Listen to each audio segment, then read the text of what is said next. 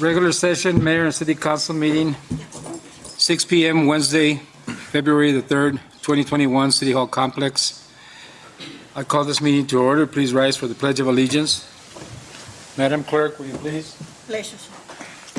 I pledge allegiance to the flag of the United States of America and to the republic for which it stands, one nation, under God, indivisible, with liberty and justice for all. Thank you very much. Number 3, the financial monthly report, December financial report. Mr. Thompson?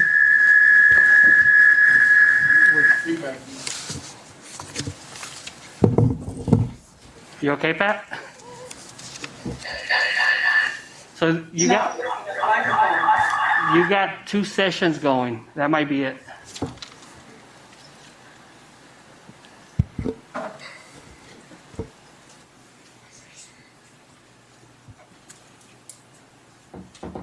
I think we're good now, Pat. John just kicked you out, so you should be good now. You can hear me now? Yep. Yes. Okay, now I am, okay. Good evening, Mayor, members of the council. What you have before you is the December financial report, and that really completes the second quarter of the fiscal year that I'd like to talk to you about. What that means is that 50% of our year has gone by, the fiscal year, from July to December. And so again, what we look for is, are we at 50% with our revenue collections, and are we less than 50% on our expenditures? And again, the good news is that, yes, we were close to it, but we didn't really realize it. That was before, that's when I wrote the report. One of the things I said in the report was that our local sales tax was down, and that we were accumulating, on table B, that we would be about $938,586 in the whole through December. And that's true, that's the case. But I just got the last week of January's collection information today, and we're going to collect $737,000 in the last week of January alone. So we're going to be making up some of that deficit when I do the January report. Again, we are at 46% on the revenue collections. We'll probably be closer to 50 now when I do those new calculations and look at it. And then on the expense side, we're below budget by about 5%. We're at 45%. So because the council had budgeted carry forward funds, they knew they were going to be using some one-time funds in this year's budget, and with our contingency reserve, there's no need for any concern or worry. We're staying on target. I wish that we would say that we're way above, on revenue collections, but we're just not at that point yet. But at least we're staying under on expenditures and staying on target with our revenues moving forward in the general fund. One of the things that I always put in the report is the expenditures on the different departments. And basically, it's the same story on, with the MIS and with the cemetery. It's just some expenditures. One is that the staffing level of the cemetery will change from when we adopted the budget, so that is going to be higher and probably will require a council contingency transfer when we get closer to the end of the year. And the others are pretty close to target, and MIS is because of equipment that was purchased early in the fiscal year and will even out during the course of the fiscal year. The other funds that I would like to address is the HERF, Highway User Revenue Fund, and for the overweight fee funds. And again, they're below budget where we should be. The HERF revenues in December 2020 is about $164,000 less than it was last year. So again, we knew that this was lower, we budgeted for it to be lower, and you're not spending at that level, so you're fine on the expenditures, you're way below budget, and same with the overweight fees. Now that's going to change as we move forward and start to do some major street projects here. You're going to see those numbers probably get closer, but again, there's nothing to worry about because of the fund balance that we brought forward with the overweight fees. On the utility funds, the sewer, The revenues are at 58% of the budget through December of 2020. And mainly it's because of sewer disposal fees that have gone up. And again, it could be, as I talked to Robert and John, we went over this financial report last week, that it could be a result of construction and the more use of the septic systems of going into the sewer disposal and costing more fees. So it looks like it's really recovering, but it's not all from the user fees of the ratepayers. It's coming from sewer disposal fees that raise that percentage up. And the budget is only 34% of the budget. Again, we'd be at 50%, so they're way under on the expense side. On the water fund, they're at 44% of the budget, compared to 50 on the revenues. But we will continue to monitor that 6% difference. However, again, the expenditure is only at 30% of budget. So as long as we are at below expenditure levels, even if we don't realize all the revenue by the end of the year, we're still going to be okay. We don't want to see that trend continue, and as we go into next year's budget, we definitely don't want to see that continue. But we are monitoring it closely, and we'll let council know if there's any concerns on that. Sanitation's at 48% of the budget, and expenditures are at 33%. So again, there's no funds that I would throw up a red flag for at this point in time. These are things we need to know as we move into the fiscal year 22 budget, and we will take into consideration as we start the budget process. So with that, I'd be happy to answer any questions council may have. Go ahead, Councilman. Yes, Ms. Walker, Yes. on Table C, planning and zoning, you said that we're a little overexpensed and on the revenue. And I was looking at another report here that it says that there was an assessed value of $1,732,182. Is part of that included in this one? How much is going About to? the planning and zoning, you asked about the planning and zoning amount on table C, Right. and that is because I think they had a general plan, if I'm correct, Robert, that they had a general plan expense in the beginning of the year that will even out. They're just barely over the budget. They're at 50.67. Again, nothing to be concerned about. But what was the second question? I didn't hear that. On the biweekly staff report, it says here that we collected $1,732,182. How much of that is profit for planning and zoning?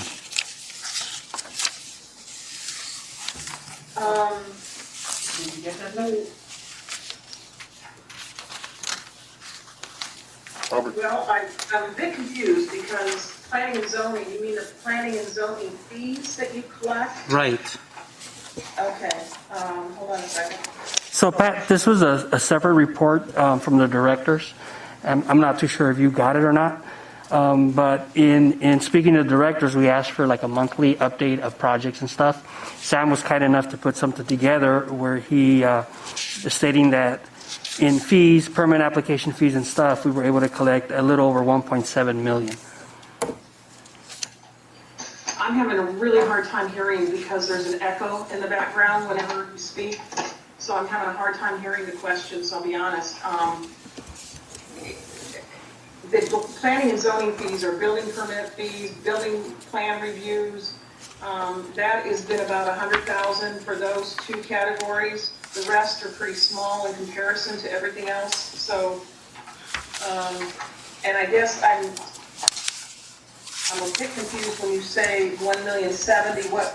What part of the report are you looking at to get to that $1,007,000? I'm sorry, I'm not looking at the finance report. I'm looking at the staff report that was submitted by the acting city manager, and maybe.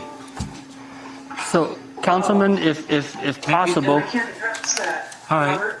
So, Councilman, if it's okay, Mayor, if I can get that number and basically talk to Pat about it on the sidebar and come back and answer that question, if that'd be okay with you, Councilman Bojorquez? Okay. All right, thank you.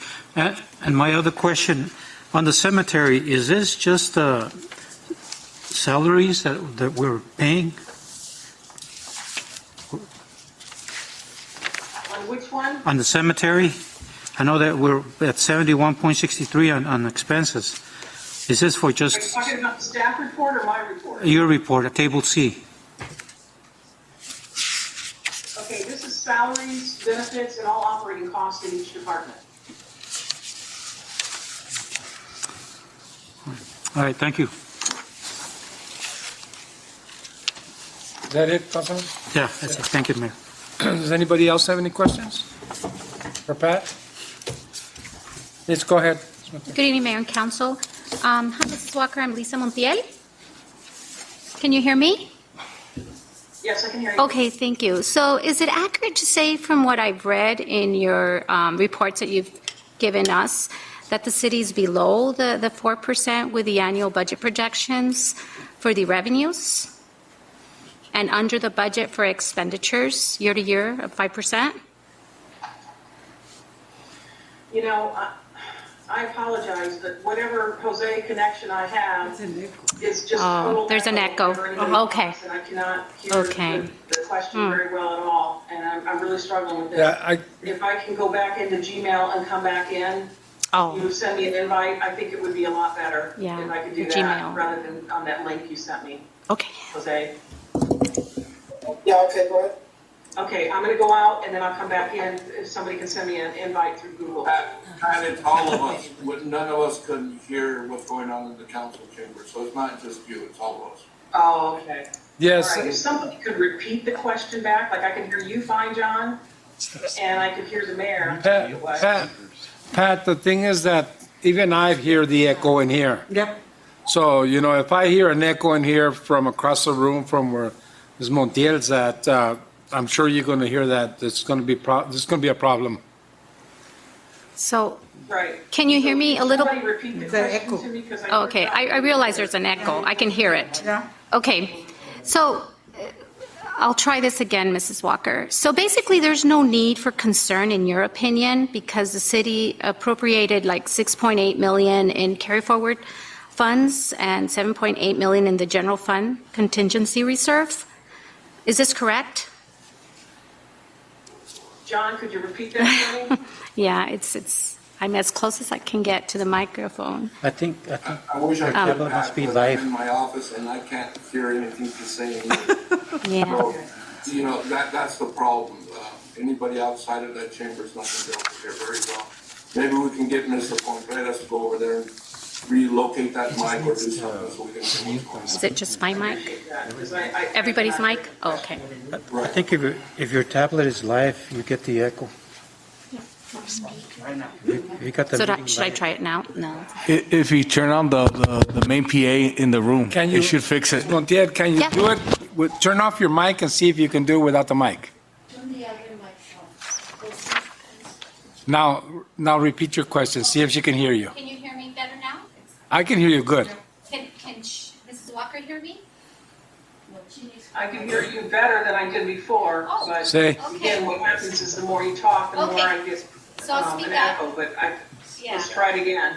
Okay, so basically, there's no need for concern in your opinion, because the city appropriated 6.8 million in carry forward funds and 7.8, million in the general fund contingency reserve. Is that correct?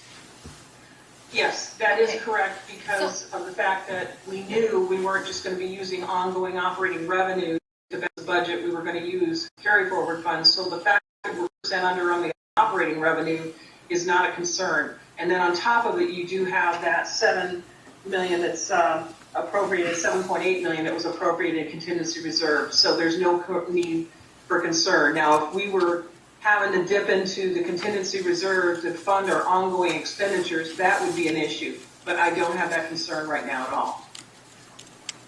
Okay. Thank you. Pat, I have a question. Can you hear me, Pat? Ma'am? Yes. Yes. Earlier this afternoon, I met with Mr. Kissinger and Mr. Thompson in reference to the contingency fund. And one of my concerns basically is that if we decide to do any work on the bank building, That's, I believe, where we're gonna be looking for to be able to do the work. We still don't know what the cost is gonna be because we haven't gotten a contract or conceptual design, complete design, or so that we can actually find out what the construction of it's gonna be. So, I know we're talking about the budget and we're not talking about the bank, but my concerns are, you know, if the cost of that bank construction for, just say, the first phase of it, the courthouse, was to be over $500,000, how would we be doing in reference to our contingency? Mayor, members of the council, it's something that definitely we would discuss during the budget process to see if there is room to put some one-time money and still feel comfortable with your reserves. I would say if the revenues continue to come in as planned, that you should be okay with not spending your contingency reserve, and you may be able to free up some one-time money to do that. And again, I've talked often about ongoing versus one-time, and any type of capital expenditure would be one-time. But again, it would be something that I think council would have to prioritize and decide that that's how they want to spend their one-time money. But there would be able to have, at least have that discussion this year if we continue on the track that we're on right now. Another question in reference to the monies, classification compensation study in reference to the employees. We need to discuss that pretty soon too, because it was brought to my attention over a year ago, and we haven't done anything about it. And that's another concern with monies.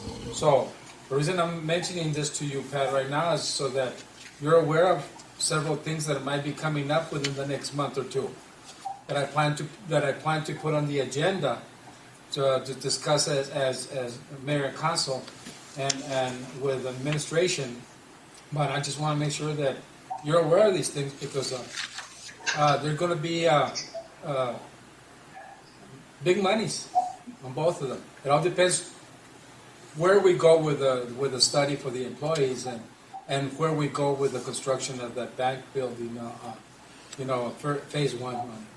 So, I don't know where we would stand on when it comes to the compensation for the employees would be. Mayor and members of the council, thank you for voicing that, and that is something that we can consider during the budget process. It gets back to, again, really saying what is our ongoing revenues versus our one-time, because salaries would be ongoing, and then you would have to pay, benefits on top of that, because your Social Security would go up as well as your pensions and things. So you'd have to look at what that cost would be.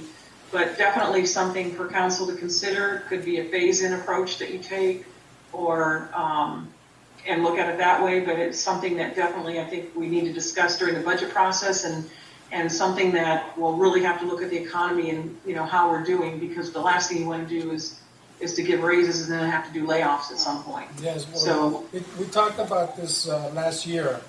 I'm sure you remember talking about that we were going to push it up for another year. And we talk about it, and you talk about it, that we're okay. We're in that area where we can say we're okay. We're not hurting that much. But I do want to know, and I want you, please, to keep us, the members of the council, on top of things, because I will be bringing these items on the agenda pretty soon, and we need to discuss it if we can do it or not.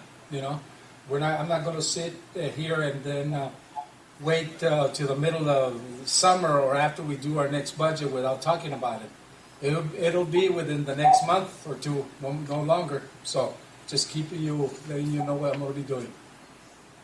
thank you, Mayor. Okay. Will do. All right. Thank Mr. you. Mayor? Mr. Mayor? Yes. Go ahead. Yeah, I don't know, Pat, if you can answer this question for me. It's You might want to turn your mic off. It's regarding the new stimulus that they're working on.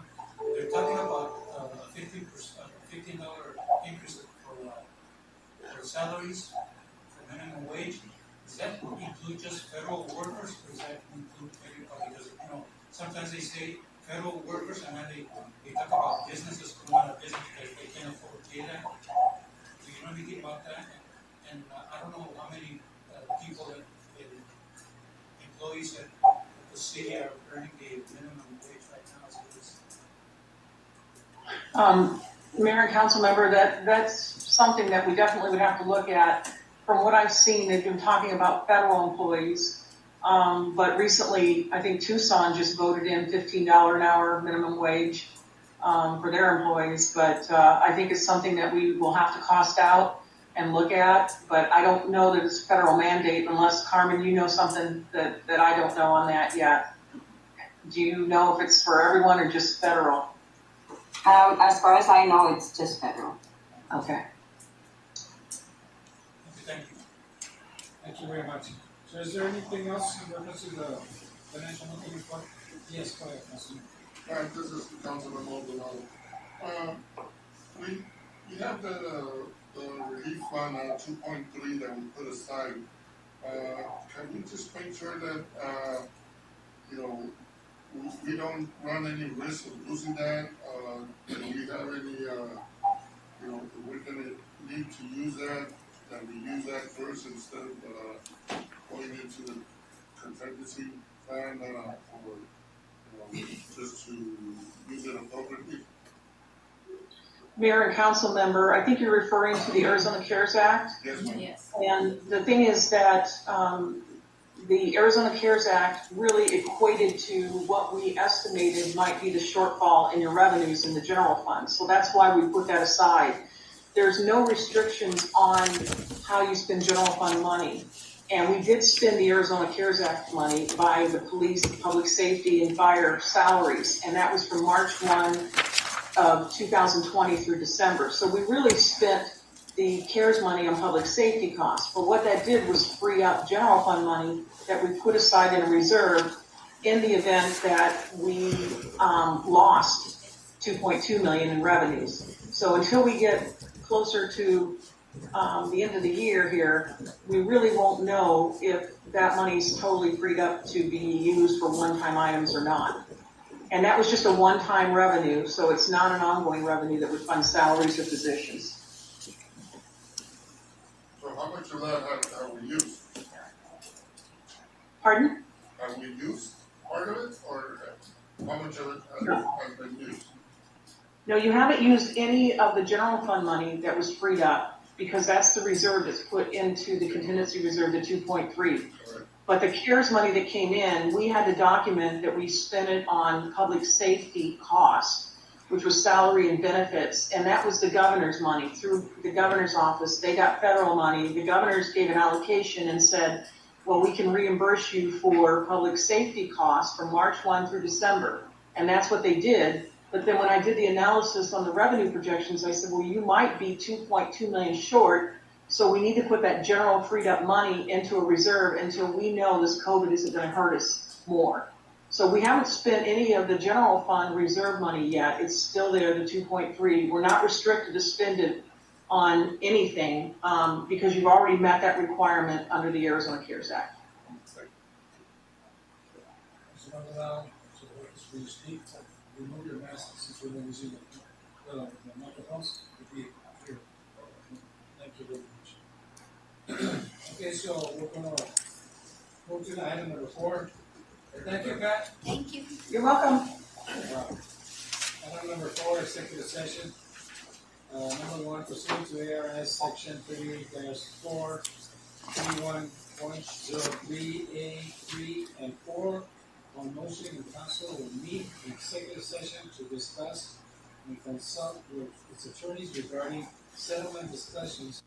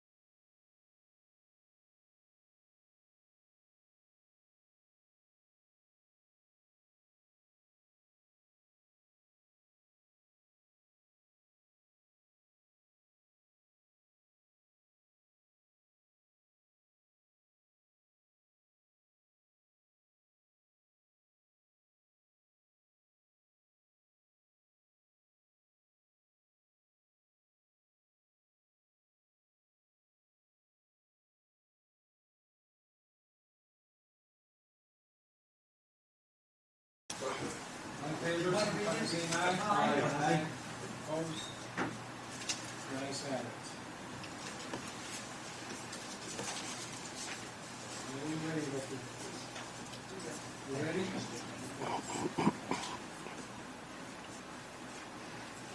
Okay. Discussion, items. A, discussion, direction, possible action, city of Nogales, COVID-19 guidelines to extend closure of city facilities. So moved. All in favor, signify by saying aye. Aye. Opposed? B, status on City Hall Annex building. Who's going to do the PowerPoint? I can certainly do it. You going to do it? Yes, sir. Okay. You kind of give us an update.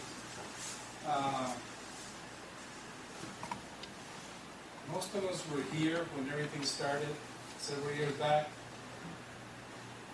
Not as far as the past administration, but Mr. Maldonado was here. Basically, this bank building has gone through some changes. And I believe the first time they sat down to discuss the bank building, City Hall was going to be moved over there. Okay, so the council chamber was going to be over there, the mayor's office was going to be over there,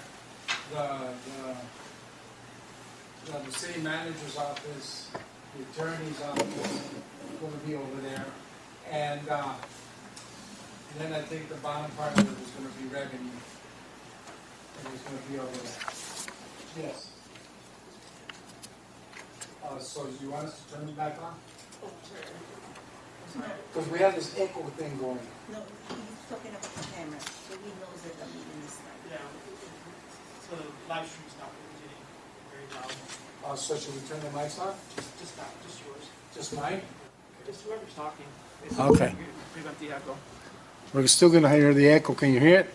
Let me turn it down. Can you hear it? Yeah. It's very loud. Hello, hello, hello, hello, hello. Is that better? Is it better? Is it better? Hello? Can you hear me? Can you hear me now? Sorry about that. Okay, so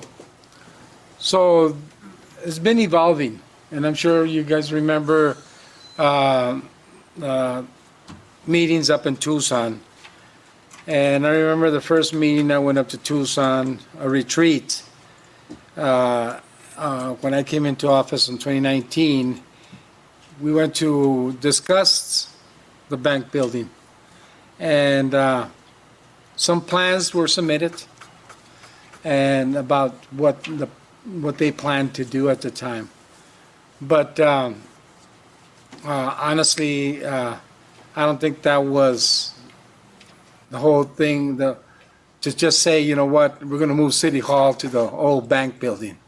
You know, that building can be functional, but not as a City Hall. So basically, the intent is now to have the second floor become the courthouse, which is, I think, is the best move that this council can do. But the only thing is that in the past year, everything kind of, there was brakes set on this, and it was because of the COVID situation that we didn't proceed with it as fast as we should have. And I think we need to start doing this. We have been talking about it, Mr. Thompson and Mr. Kissinger and I, and the judge for the past 3 months at least about it. And so we were just waiting, to start going this year. But, as it is right now, we don't know if the funding will be there to do it. But hopefully we can find funding to do at least phase one, which would be the house on the top. But it seems like there's issues with plumbing and electrical for both floors. And I think this is where I think Mr. Thompson was going to explain to us what's been happening with the engineer that is doing this for us. Would you please? Mayor, council members, yes, sir, you're absolutely right. When we talk about what happened or what's been transpiring with the building, a lot of factors came into play. COVID was a huge one, and it still is. So with that said, monies had to be shifted and stuff like that, and we have a plan. I'll be more than happy to present a plan right now. And however, we just need to be cognizant of the fact that we may encounter hiccups along the way because of everything that's happening financially, with the pandemic and everything. So for that, we did purchase the building back in 2017. Prices up there a little bit over $500,000. We did inquire with local architects, we put a bid out, and we were able to get 4 bids. Out of the 4, they're up there. After the bids came in, we decided to move forward with Mr. Buena of BA Builders. And he has since submitted and has spoken to staff for recommendations as to what it is that we want, what we expect this building to be, and how fruitful it'll be for us in the future. One thing that I do want to just take a sidestep on and kind of echo on your comment, Mayor, was the fact that we initially started thinking that the old Chase or the Annex City Hall building would have been City Hall, right? The idea we have right now is probably better in the long run because it allows for expansion, not just for the courts, but for City Hall, Police Department, courts itself, finance and revenue, just about any department that lives in this structure. So there is room for growth for the future if we continue with this plan. So as we talked about, there's 2 floors on it. First of all, we want to commit ourselves in building the finance department, the court, which would be the 2nd floor. However, in order to build the courts, there's a lot of little infrastructure things we need to work on that deal with the 1st floor. So there will be some, I guess, a 2-phase approach to this. However, in order to complete this 2-phase approach, we need to deal with those small infrastructure stuff, power or electricity, some plumbing, stuff like that. And most of that lives on the bottom floor. Planning team up there started with the mayor, the city manager, Mr. Kissinger, former councilmember Mr. Ancian, Mr. Massey, the judge, and our former finance director. Everybody had input on what it was. We actually have some conceptual drawings that I furnished to everybody on another packet that you have in there. That's a lot of good visual stimulation that will show exactly what we're striving to accomplish with this. As is right now, we've had several meetings with Mr. Buena of BA Builders. We've had some designs, and those are out there. We just received those, and they're in your packet. We did approach council for a change order back in December that was approved and adopted for HVAC and stuff of that nature that were not specifically addressed at the first site, at the first visit, or during the first phase of the conception of this. And that's just basically a rough design of the 2nd floor. That is also subject to change pending on AOC requirements, judges' input, our input, anybody who would have any input on the court. Basically what we wanted to strive is mirror what the Justice of the Peace Court has up at the county building. It seems to be working for them, so there's no reason why it shouldn't work for us. We can handle a similar type of cases. So the judge is really confident that this would be good for us. The 1st floor, finance and revenue, along with I guess a customer service type of environment, that's also in the works. This was just a conceptual of things that we flew at Mr. Buena, and he was able to just construe in his mind and put on paper for us. Again, this is all subject to change. It's all conceptual. Everything's a fluid design. Once we hunker down and we actually have an actual design, then of course construction documents will come with after that, and that's when we can start exploring what the price tag of all this would be. I know that it seems that we've been stagnant, for lack of a better term, for the last couple of years, and we understand it. Life came to be, pandemic came to be, a lot of things came to be, There are a couple of idea changes, and I think if we stick to this idea, this is the recommendation, we should be okay because it gives us room for growth. So far, construction documents, we received some conceptual drawings, a lot of things that we asked for in our contract, and we have those, and we have provided that for you guys, or the council, I should say, I apologize, to look at, digest, and pretty much decided this is something that we really want, and it's still in the phase of us to move. So far, we've invested a little over $14,000 with Mr. Boyd for the design and everything. Next steps, upgrade in electricity, utilities. We would be contracting an electrical engineer. We have spoken internally with staff if this would be something that we should explore. The fact of the matter is, if we're thinking of growing, we need to invest in it now. There's no sense in not, and then trying to tackle this later on in life. And construction documents, as soon as we get those designs, I guess stabilized for lack of a better term, we should be able to get those construction documents, and that's when the fun stuff. Do you have a date on the construction documents? In speaking with Mr. Bueno, he has said that if things flow as smoothly as they should at this point, we could potentially receive something in May, permits in June, and hopefully with funding, we could break ground come July. Okay, because with the construction documents, you have to remember that we have to put it out to bid for contractors to do the work. So let's keep that in mind also, because we're going to have some close bids and how we discussed yesterday that from 1 month to the other this year, with gasoline prices going up, expect the materials to cost a lot more. And if it's a project that could be $400,000 or $500,000, it could easily have, an impact of close to $200,000 on top of that. Let's hope that's why I mentioned it to Pat during the finance report, because we have to look at that, those numbers projecting the next 6-7 months on that, because otherwise, we can say something tomorrow and then end up, not really happening on it. And let's hope it goes faster than May. Yes.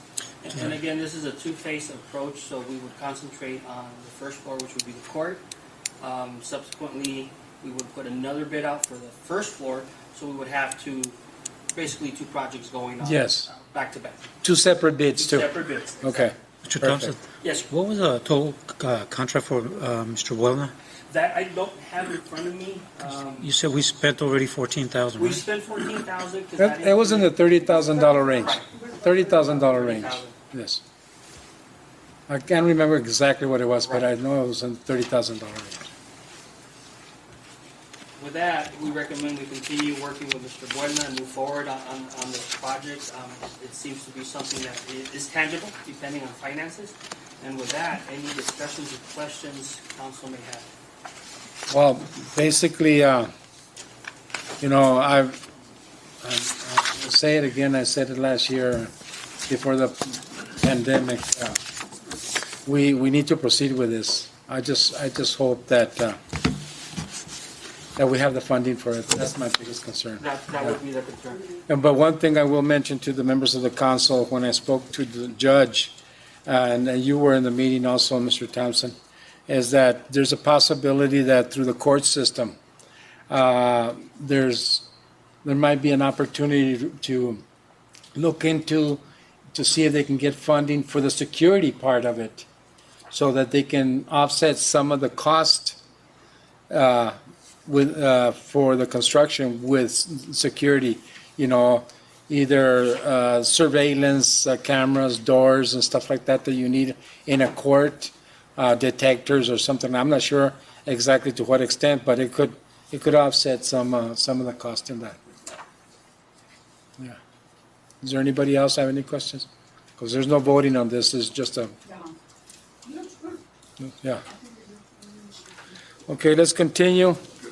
C. Status on Old Tucson and Valle Verde paving projects. Mr. Thompson, you have that one too, I believe. I have Mr. Guerra on the line here, who has a presentation. I'll be helping him quarterback it. He'll be presenting off the TV here, and I'll be controlling the one behind Vice Mayor. Just remember that if you need to ask a question to somebody that's on the line, let's turn your mic off so they can hear you. Okay? Mr. Guerra? Yes, sir. Good evening. Yeah, good evening, Mr. Guerra. Members of the council. I'm glad that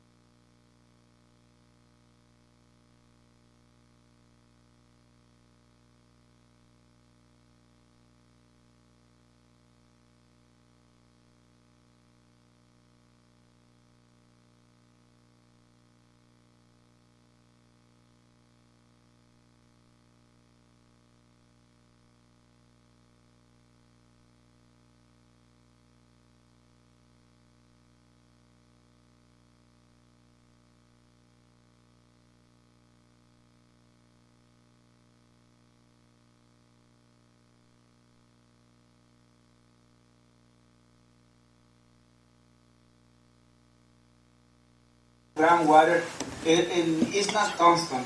It's something that you never know when you have a lot of water coming down. So it's something that in order to fix it well, we have a consultant, we hire a consultant to do a design. And I have recommendations for fixing this road. The recommendation is to lay out 7 inches of asphalt concrete over 18 inches of AD. So that sounds like a huge cross section. And they also provided alternative, which is 12 inches of Portland cement concrete. It seems like the cheapest option is the 7 inches of AC over 18 inches of AB. That's what I checked with the different contractors, and they told me that that is the cheapest option from the options given by the consultant. In this slide, in the next slide, slide number 2, these are the alternatives that I will be presenting to you tonight. I received quotes from Innova and from Days Excavating. And alternative 1 is full repair, which is the section that I was talking to you. This section, this paving design includes a 24-inch drainage pipe at the lowest point, and then also the striping of the road. As an alternative, Innova also presented a cheapest option, which is also full repair, but it's a 4 inch of AC over 4 inches of cement treated base, and also includes the 24-inch drainage pipe, the striping, and that is for $371,690. And alternative 3 was received from Days Excavating. I made a typo there that the Days Excavating presented the cross section from Days Excavating is also 7 inches of AC over 18 inches of AB. I made a mistake there. So alternative 3 is the same, almost the same than alternative 1, except that the alternative 3 do not contain the drainage pipe or the striping of the road. So, recently, Councilman Bojorquez requested to get a quote for at least a temporary repair of the worst section of the road, which is right in front of the pallet business. And just repairing that section, it costs about $32,000. Also, the quote was from Innova. My recommendation is to a full repair as presented on alternative 1. I know it sounds like the most expensive, but it is designed by a consultant and based on soils exploration and also based on traffic counts. So I also hire a consultant to count traffic for a whole week, 24 hours. So they base the design on that data. These are the pictures that I was talking to you about, the report that I found in our records. And these are past failures of Old Tucson Road. On the right top corner, you can see where they were paving this road by first time in 1971. And then in 1972, at the bottom corner, the paving failed. So then also they were doing repairs everywhere along Tucson Road. And something interesting that I see in these pictures, the failures are on the same side that we see now. So by coincidence, it's aligned with the IOI alignment as well. I don't know if the IOI has something to do with this, or the fill material used for the IOI trenching was not adequate, something like that. I don't know what it is, but it is a coincidence that it's along the alignment of the IOI. So these are current pictures. We were taking pictures to keep track of the failures, and then this is when we discovered significant failures in 2019, and then this is right in the next picture, the slide number 6, is right in front of the pallet business. That was in 2019. This is a similar picture in another place, slide number 7.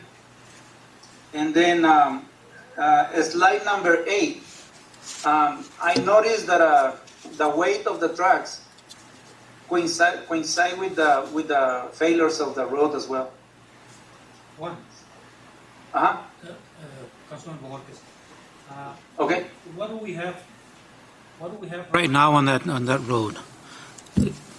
Do we have that 7? Excuse me, I cannot hear well, sorry. What do we have right now on that road? Is it 7-inch over 18 or 4-inch over? Yeah, it's 4 inches of asphalt concrete over 8 of AB. And that's throughout the whole road, right? Yeah. So if we went with the first alternative, we would only be fixing that little one part, that belongs to the city, right? Yes, inside the city limits, that's correct. Everything else behind that would be the county's. So yes. So if their site fails, they would be responsible for fixing that, right? That is correct. Thank you. Yeah. However, we had recent conversations with Santa Cruz County, and by the way, we are having a meeting on site this Friday, coming Friday, to brainstorm about what to do, and they are willing to help us. But they have some proposal in mind, and but I need to discuss it with them very carefully, because what they want to do is they are offering to help us with a layout of chip seal. If we improve the base with the cement, and they will pay for the chip seal. But I really think that a chip seal is not adequate for this road. Yeah, I don't either. Yeah. Juan, Yes, sir. this is Mayor. Juan, did you know that underneath that road at 5 feet deep, there's an actual river going underneath, coming from the Portrero? When they did the lift station for Middle Hills. Okay. And they bored underneath Grand Avenue. They went right through where the office is at in Villahermosa. Okay. And when they dug the street there to put the line to connect to the IOI, the manhole is right there where next to the pallets. Okay. When they dug that hole at 4.5 to 5 feet deep, the water was running a foot deep, clear water, as you can see, even potable water. Just Wow. flowing, they couldn't stop it when they were trying to connect that line for Meadow Hills. So that's the volume of water you have underneath that road going towards the wash. And it Yeah. has level times, because I remember at the time when Mr. Hernandez was the Public Works Director, I spoke with him at the time, and he said that they've estimated that at the time they did that line, it was a low year, so it was dropped, but in a high year, it could be about 3 feet below the street that the water is running. And it's a flow of water. It's actually like there was a fire hydrant open, and the water is just flowing. So there's a lot of water underneath there. So and I respect your advice on alternative one, because I think we do need a good, strong substrate, because otherwise it's going to continue to fail on. Yeah, yes, I agree, because and then the thing is that the water is not always there. It varies, and that is unpredictable. You never know when you will have water there. Yes, that's what they told me. And the IOI, you're right, it's right underneath that area, because right by where Villahermosa ends, on that wall by where the pallet company's at, that's where the manhole's at, where they make the connection for Meadow Hills. Okay. Yeah, interesting place. It's in Nogales, every single road needs to be treated differently. We need to have soils exploration for some, at least for the main collectors or main corridors, and not use another cross section from another street, because the soils are varied a lot from place to place. And you know that the majority of the trucks that go through there, Juan, will not go through the overpass on 189. They'll come down Mariposa, Grand Avenue, and go to Old Tucson Highway. So we'll continue having that heavy traffic through there for many years. Yeah. So I'm glad you're doing the traffic count on that, because that'll give you an idea of on the traffic count. Do you count personal vehicles and trucks separately, Juan? Yes, sir. We have how many trucks, how many vehicles, and per day, per hour, going south, going north. Yeah. And if you notice on the east side of the road, there's very little damage. It's only on the west side. Yeah, it is damaged, but it's less damage than on the west side. Yeah, that's where it dips on the water. Yeah. Can you see now slide number 9? What was that? Are you seeing at this moment slide number 9? Yes, slide number 9. Yes. Yeah, you can see the damage on both sides now. Yeah, both sides. And then that's why I really don't recommend just doing patches, because you never know. You really don't. There is no way where to end. The whole road is damaged. So if we go with alternative number 1, do we have the funds available to do that? No, we didn't put this project in this budget in this fiscal year. However, the overweight fee funds is we didn't put projects to exhaust all the money available. So we have money in the overweight fee account available for this repair. One, I think my recommendation, one, is to see how successful you and Mr. Thompson and Mr. Kissinger are on that Friday meeting with the county, and see what we can do in partnership with this, and hopefully we can come up with a solution that we can go partners on this, but with the results of completing the job and making it worthwhile, not something that somebody else is going to be discussing within the next 3 or 4 years again. Yeah, I agree. So for now, Juan, I recommend that, we'll bring this one back, in March, with the results of the meeting you had with the county. And Okay. to see if we, plan to do something, within the next budget year. Okay. All right. Thank you very much, Juan.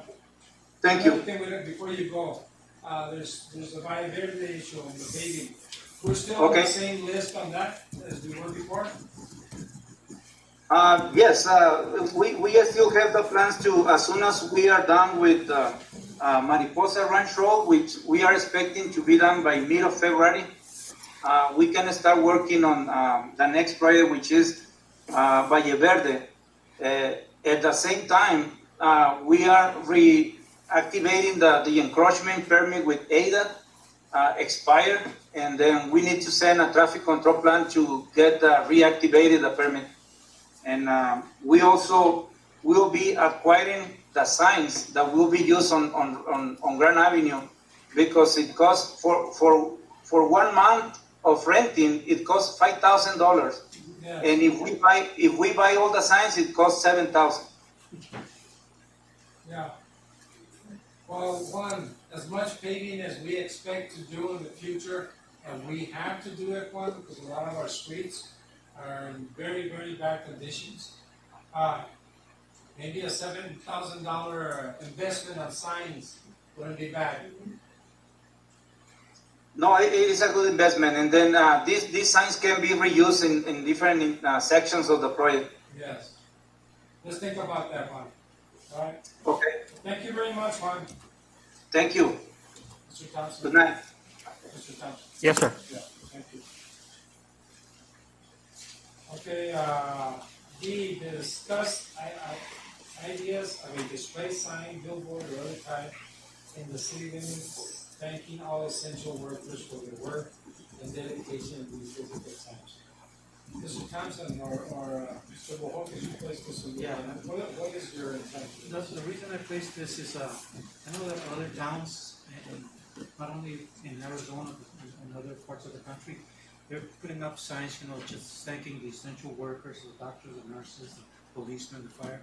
And I was thinking maybe just as something to honor them, that we could do some kind of, I don't know, if it's we get some staff together and come up with ideas of doing a billboard, or maybe renting one of those big semi-truck boxes and putting a big one of those tarp thing signs, and in that case we could move it around town, different places. I don't know, it's up to the staff can come up with ideas on how we can do that, and if it's possible. So and the other thing, they can come up with ideas on what to put on there, the letters and the designs and the lines and all that. Just an idea. I saw one in Tucson and I thought it was pretty good, just being grateful for the people that are really putting their lives in for the community, and it's something that could be kind of special for them. It's a good idea. Mr. Mayor, if I may, if I can just add to that, maybe we can use our current traffic signs, the ones that says please mask up, COVID-19 and all that. Maybe we can add an additional message to that, and we have those scattered throughout town. Maybe we can start utilizing that immediately, sort of like a Band-Aid while we get the actual sign structure down pat. That's a good Because idea. we could also make banners, Correct. different banners to put in different locations within the city itself. Because a billboard, an average billboard, you're looking at about $1,300 a month. That's without the artwork. So, it all depends if there's any way you can get any funding or whatever to do. And then you have to find a billboard it's not accurate. So we'll explore funding sources, for lack of a Yes. better term, and see what we can come back with and throw out some ideas. Right, thank you. All right. Thank you. Thank you, Councilman. Okay, let's see. E, status of the search of the city manager and review and discuss salary for the hiring of the new city manager. Well, why don't we to discuss salary and just find, We already have a salary bracket on this. But, Mr. Thompson,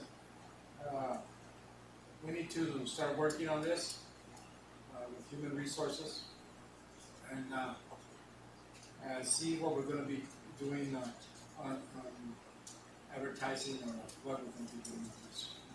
Mr. Mayor, if I may. Without doing the same thing we did in the past. Okay. That's exactly what I was going to ask. If we're going to follow the current structure or the past structure, or if we're going to build something new. From what I take it, it's probably start with something fresh. Yes. Mr. Mayor, Yes. the reason I put the salary, because I know that the last time we recommended 130 to 160, and I think that's a little bit too high right now because the economy is not doing that well, and we haven't been very successful anyways trying to find somebody in that range. So I was thinking like maybe from 120 to 150. Yeah. Well, we could bring it back to wellness because this is just a discussion here. But why don't we do this, Mr. Thompson? We'll bring it back on March, and from here to March, you and Mr. Kissinger and Human Resources can come up with an idea of how to proceed with this, and then come up with a salary range not exceeding 150,000. Yeah. And then we'll present it to continue with it on March. So one quick housekeeping question. Is the 150 also including any fringe benefits that typically come with, or is that in addition to? Well, that's actually the salary itself. Salary itself? Because if we're going to get somebody reasonable, you have to be somebody that range, otherwise they won't even. Do we have any You applications? going to say something? Yeah, just in a nutshell, what was the past process that Mayor Carino is making reference to that doesn't want to use it again? So what happened last time, we went, Mr. Mayor, Council Member Wonkia. So in a nutshell, we did a broad search, we did a condensed search, and it seems that every time we have this accordion effect from all over the place. Typically, when we do a broad search, we have a lot of people contending for the actual position. However, when it comes down to punching numbers, those numbers are typically high. When we go with somebody local, we don't always grab an individual who meets all the criteria.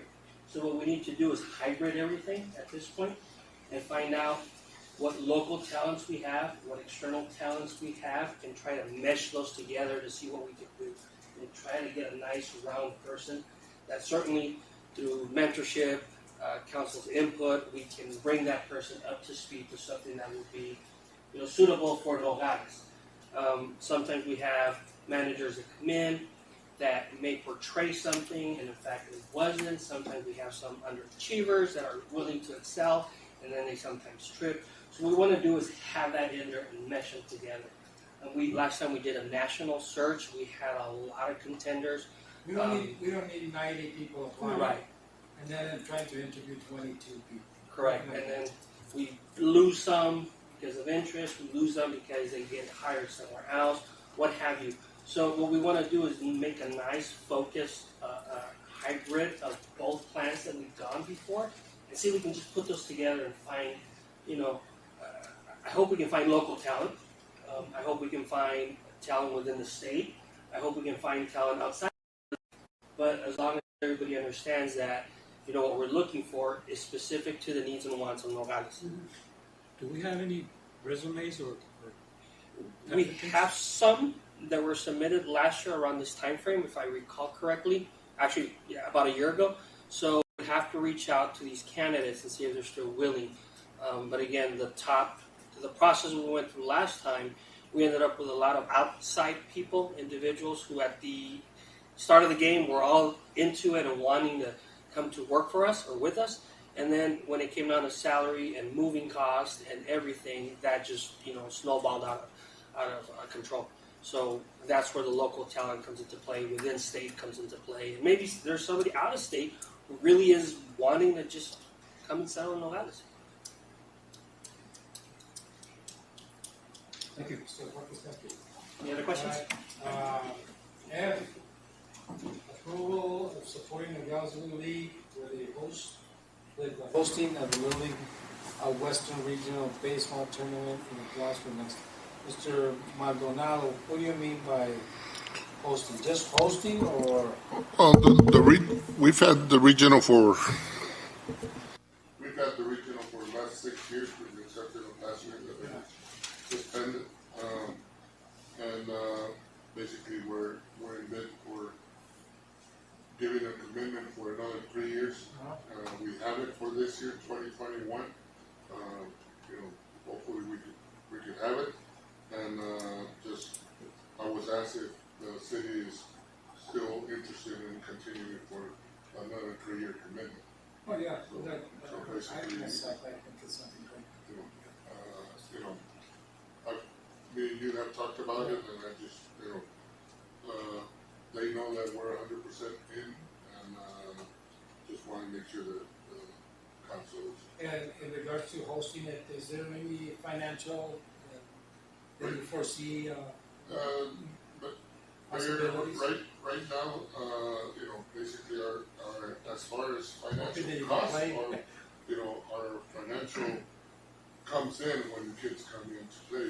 I think it's, But I mean from the city itself? from the city itself, no. There's no financial commitment. Basically, Little League has ran it on its own. Just what the city gives and financial commitment, I would say, has always been the commitment of the staff of Parks and Rec, attending the fields.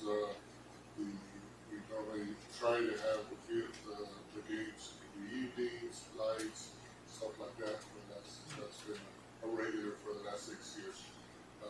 No extras unless unforeseen weather issues and stuff like that we got to pull a little bit of overtime, but nothing out of this morning. Thank you very much. Is there anything else any member wants to discuss?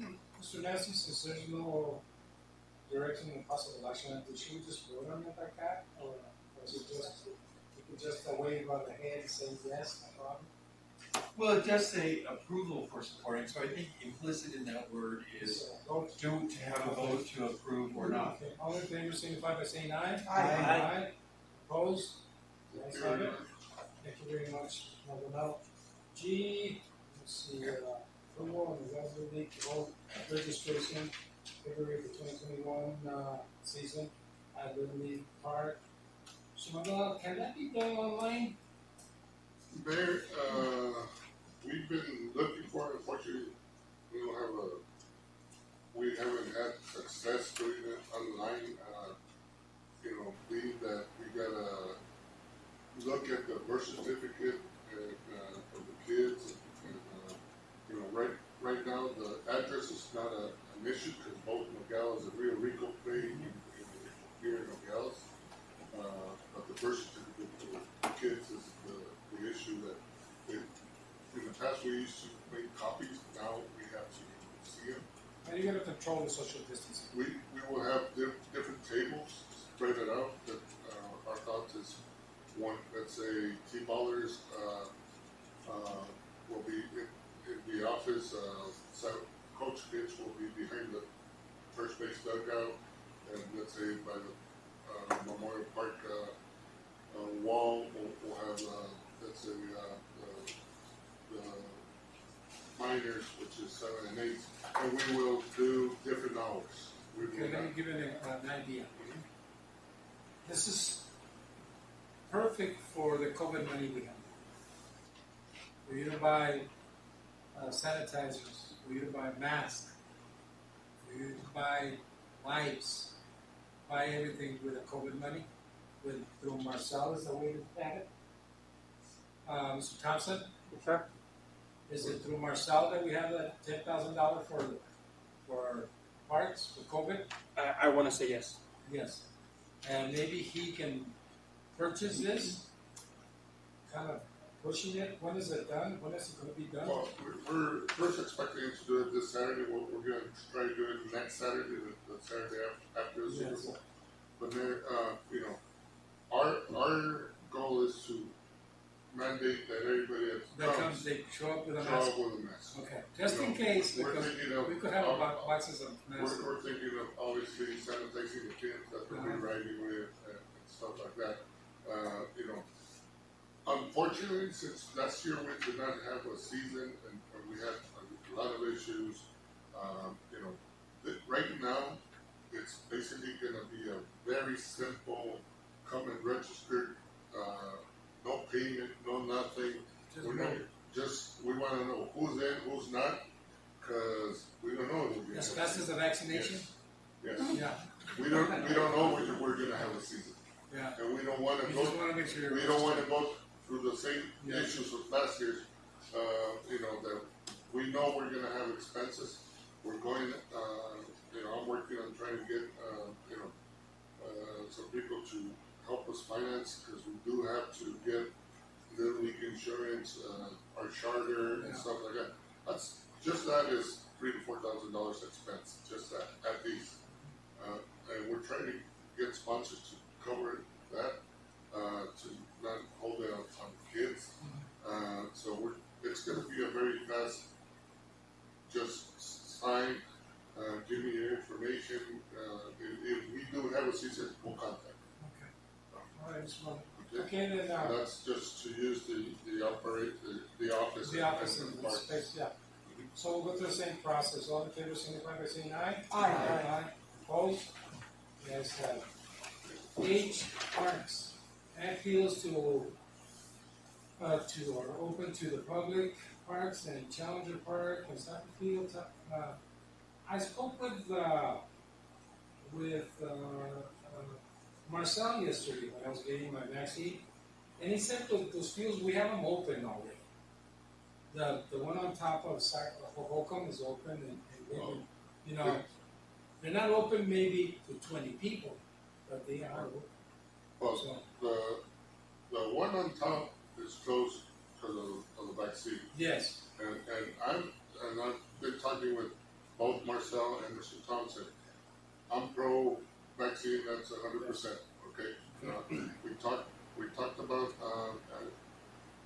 both, but we had them open before we started the they vaccine. were open, yes. But right now, due to the parking and the utilization of the rec and all that for vaccine, I understand, and I want the whole council to know, for my first goal is health and safety first of the community, vaccine is first. Okay, and everybody's got to understand. So unfortunately, people out there that wanted to use the 30 and the soccer field on top, I don't think it's going to be possible. So we'll table that one. But Challenger is open. Challenger is open, But you just want to increase it to 20 people. To 20 people. And still going through the same process as when it was 10 people. Yes. They manage themselves, they don't need recreation to be overlooking, they take care of themselves. There's no need.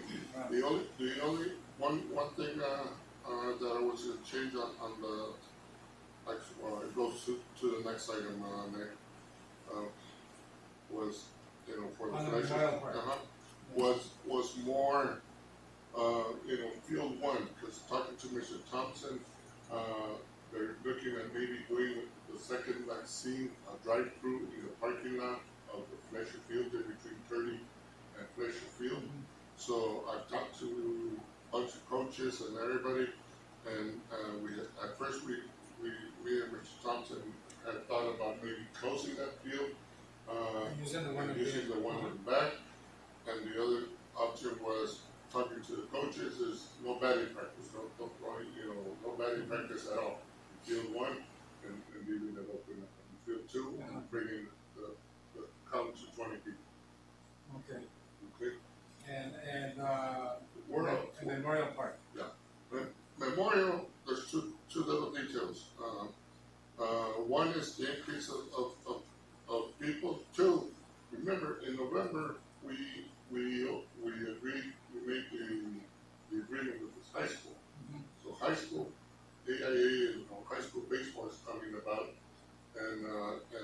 talking with Mr. Thompson, they gotta follow AIA and, CDC protocols and all that.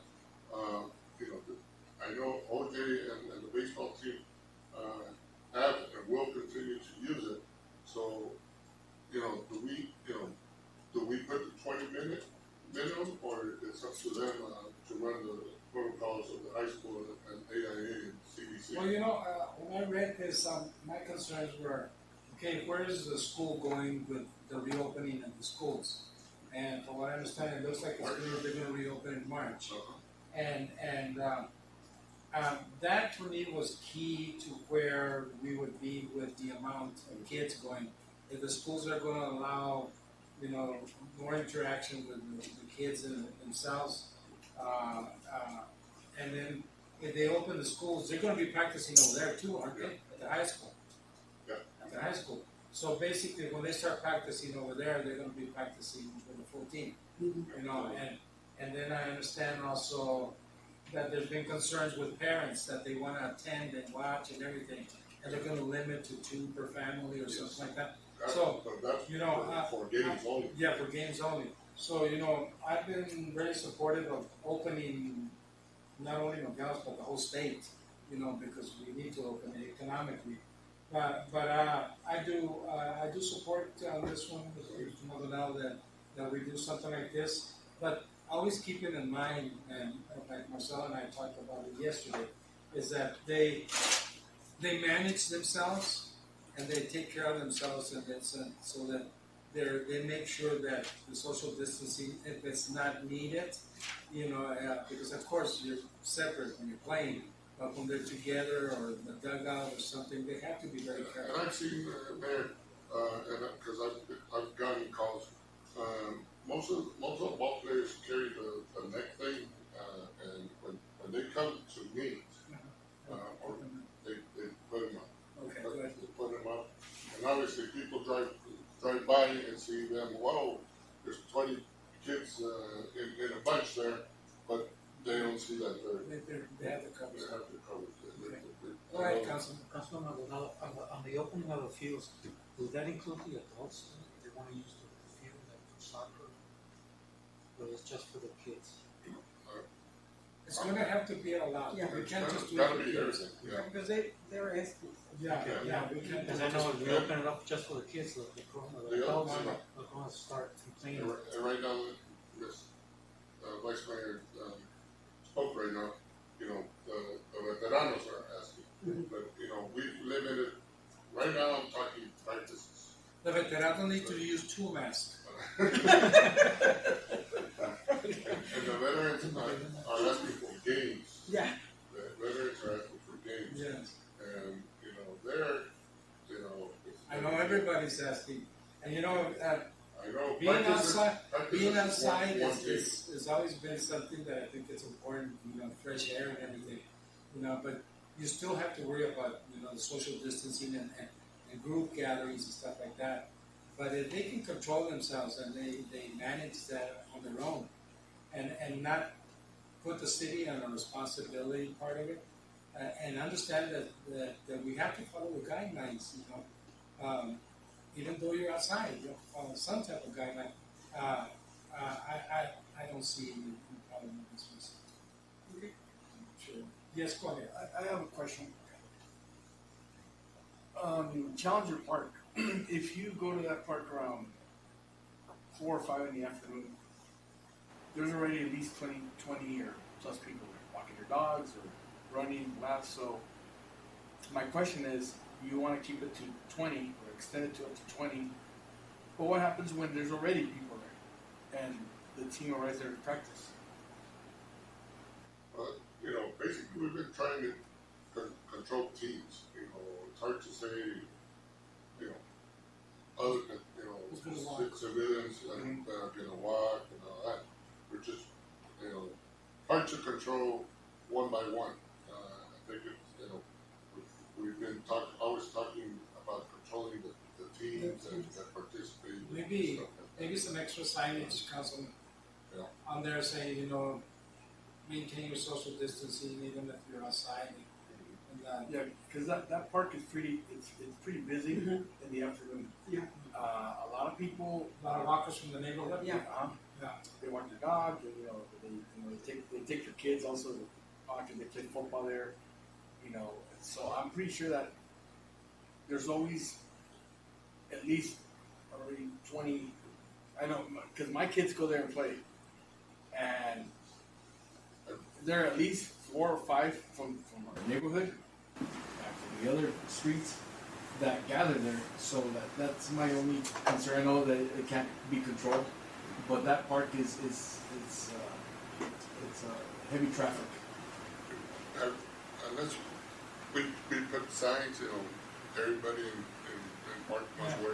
Signage is very important. Must wear masks and stuff like that. And I think that's the only way we could go and tell, one individual, hey, Yeah, put your mask on. put on masks, When I drove here, there were 16 kids, 18 kids, Yeah, I saw this afternoon playing. running around here.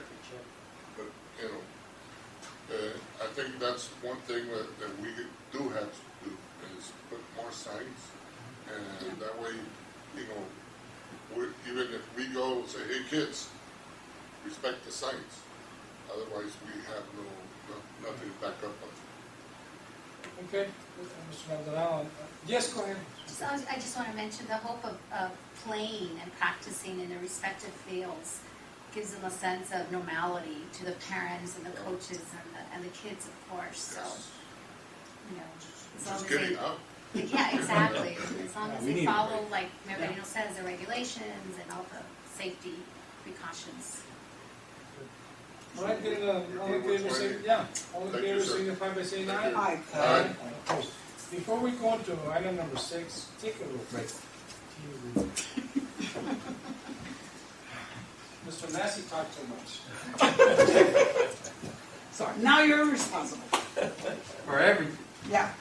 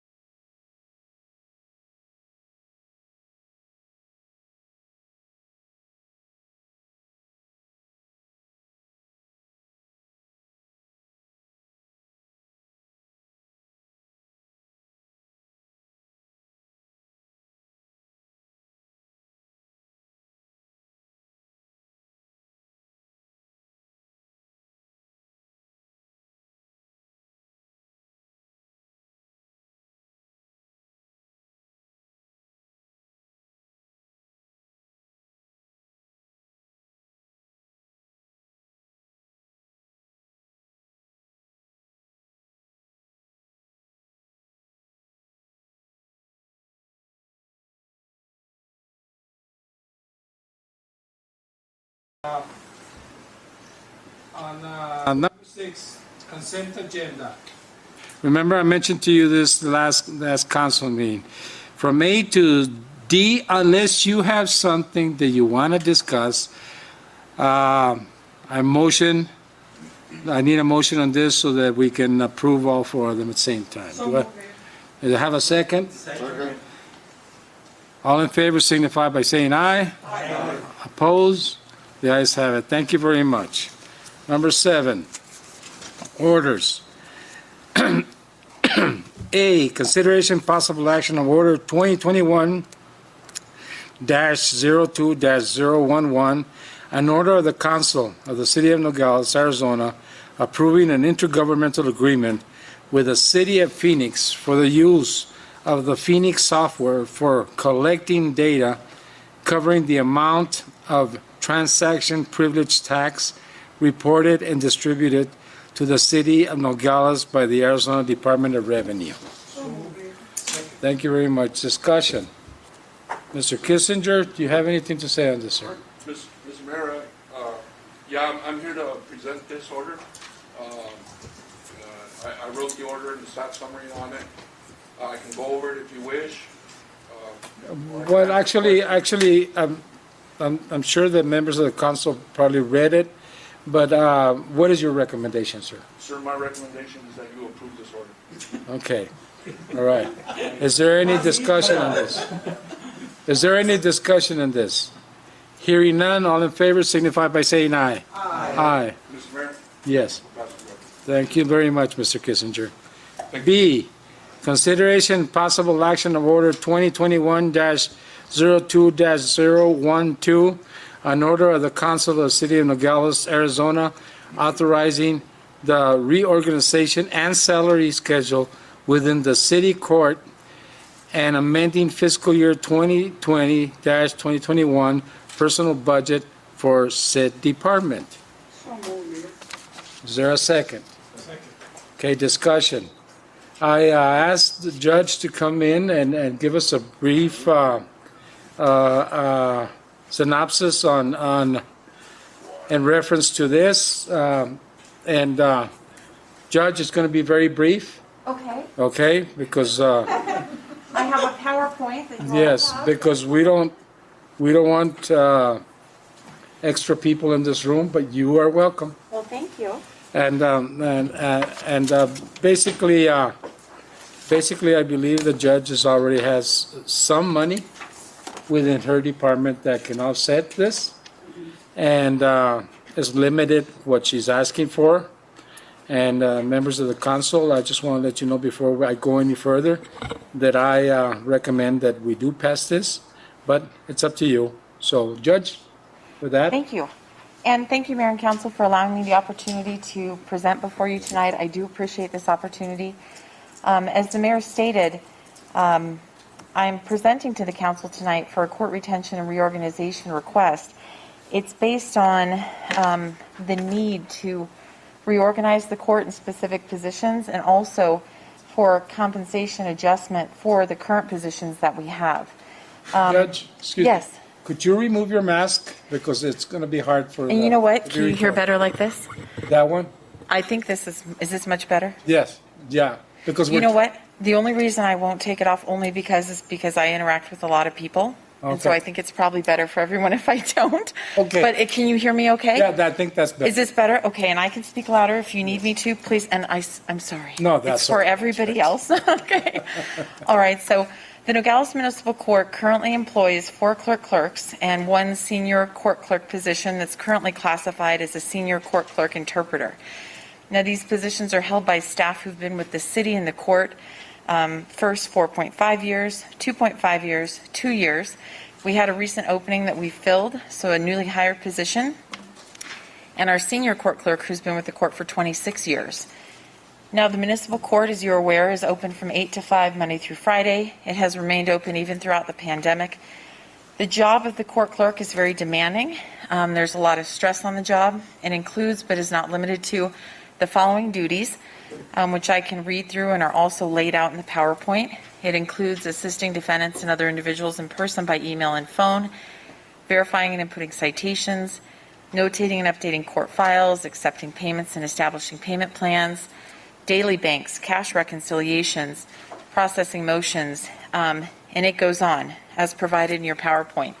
You've also been provided with the job descriptions in case council was interested in an even more thorough layout of what it is that the court clerks and the senior court clerk do. Because the municipal court also does not have a judicial assistant position, in addition to their normal tasks, court clerks also have to take on additional duties that include managing the court's calendar, ensuring language access, preparing individualized specialized forms for hearings, scheduling bench trials, jury trials, many responsibilities. There's also ongoing and annual mandatory requirements, such as compliance with the Judicial Code of Conduct, the Arizona Supreme Court's minimum accounting standards, 16 hours of education, and obviously updated trainings on ethics, cybersecurity, harassment. So there's a lot, there is a lot to learn in this position. There's a lot to keep on top of, and it's a constant process.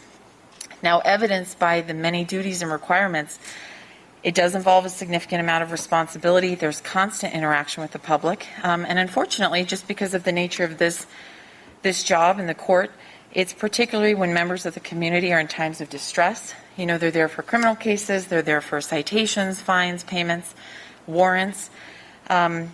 If a mistake is made at the court, it could cause someone to get arrested, it could cause things not to get properly handled, possible misdemeanor citations for things that aren't entered into the system properly. So it's very important for the court to be able to retain competent court staff.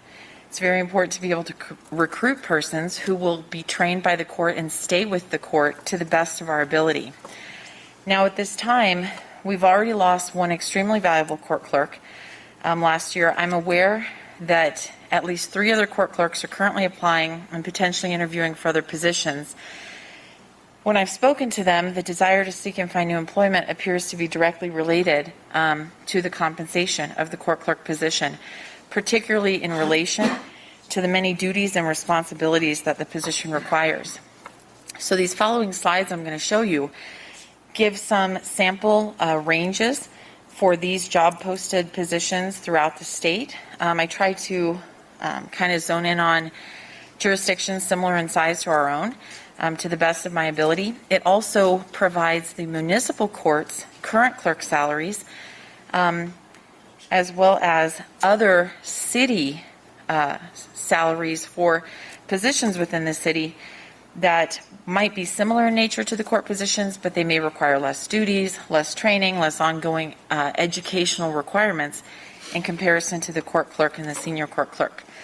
So as you can see from this slide, you have Casa Grande, who starts out around 33, Pinal County 30 to 34, you see Cottonwood, Town of Prescott, 32 to 46, Mojave, 32.5. And again, all of these positions are entry-level positions. So you can start no court experience, customer service experience, but no specific court experience. When you get into the senior clerk positions, you see 34 to 51, 45 to 65. The reasons for these numbers is, again, because of the amount of training and work that has to go into these specific positions. Now, this next slide is the Nogales Municipal Court Clerk salaries. So as you can see, for Court Clerk 1, who's been with the city for 4.5 years, it's $26,728. That's $12.85 an hour. Court Clerk 2, $12.50 an hour. Court Clerk 3, $12.75. And Court Clerk 4 is $13.25. Only slightly higher because that individual employee who previously had left, which was a big loss to the court, had additional responsibilities which accounted for that adjustment. And the senior court clerk, who's been with the city for 26 years and the court for 26 years, makes $32,884 a year. Now, this is a sampling of other City of Nogales salaries. We have a recently hired receptionist, and she actually makes 25 cents more than 3 of our court clerks. Financial review specialist, $30,000 annually. Assistant, 30 to 34 at the library. Legal secretaries, 32.5 to 38. Human resources, 33. Records clerks, 33 to 35. Now, additionally, the minimum wage was recently increased to $12.15 per hour. So the court clerks are now still responsible for their extensive workload and duties, but are only paid 35 cents to $1.10 more than the mandatory minimum pay of any other job or temporary job in the state. And our senior court clerk, who's been there for 26 years, it's just $3.66 above that minimum wage. Unemployment, as the council is aware, was at $8.40 per week, but it's currently at $5.40 per week and has been since August. I believe that's set to continue until the end of March at this time. Court Clerk 1, actually weekly before taxes makes less than what someone would earn on unemployment or would receive, I should say, on unemployment at this time. Court Clerk 2 as well, $500 weekly before taxes. Now, according to the compensation study, these are the recommended salary ranges for the court clerk, 27 to 38 with the median 32,685. Currently, with the clerk salaries, they are 34.28% below the prevailing rate. Court interpreter, senior court clerk, which again, that should be classified as senior court clerk, is the 32 to 45, and that's 51.73% below the prevailing rate of 42. So the court is requesting that the council approve the order to reorganize the court, to retain court clerk title for 3 of the 4 court clerk positions, but reclassify the position and increase the compensation to $32,500, which is much more in line with the level of responsibility and the duties in relation to other City of Nogales positions. Reclassify the 4th clerk slightly above to a 42 to also have a judicial assistant / court clerk. That person would be able to act as a court clerk, but also be more specialized as a judicial assistant. And then reclassify the senior clerk position to straight senior clerk, no longer interpreter, because the requirements for that changed with the Supreme Court, and increase the compensation after having been with the city for 26 years to the $38,500. While these increases don't necessarily raise us to the exact compensation or median levels, they certainly place each staff member much closer to the recommended pay.